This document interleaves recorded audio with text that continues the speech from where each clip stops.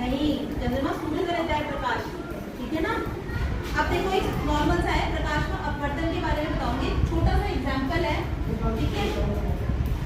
एक खाली glass cup लेना है, इसमें सिक्का डाल देना है, फिर तुम्हें धीरे धीरे इसमें क्या कहते हैं देखते रहोगे और अपनी आंखों को दूर करते रहोगे। कुछ समय बाद वो सिक्का दिखाई देना बंद हो जाएगा। क्यों?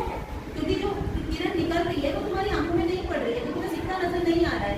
तुम अपने हैंड को बोलोगे इसमें पानी डालो, जैसे ही पानी डालोगे तो उसमें क्या होता है, जो प्रकाश की किरणें होती है वो जब तक पानी डालते रहना है जब तक कि वो हमें सिक्का दिखाई ना देने लगे, ठीक है ना।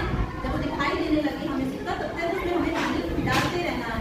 उसके डालने से क्या होगा, जो प्रकाश की किरणें होती है तो हमारी आंख तक तब तक तो खाली उसमें पहुंच नहीं पा रही है। जैसे ही सिक्के में पानी जाता है ऊपर बढ़ने लगता है तो प्रकाश की किरणें हमारी आंखों में पहुंचती है और हम सिक्के को देख सकते हैं, ठीक है।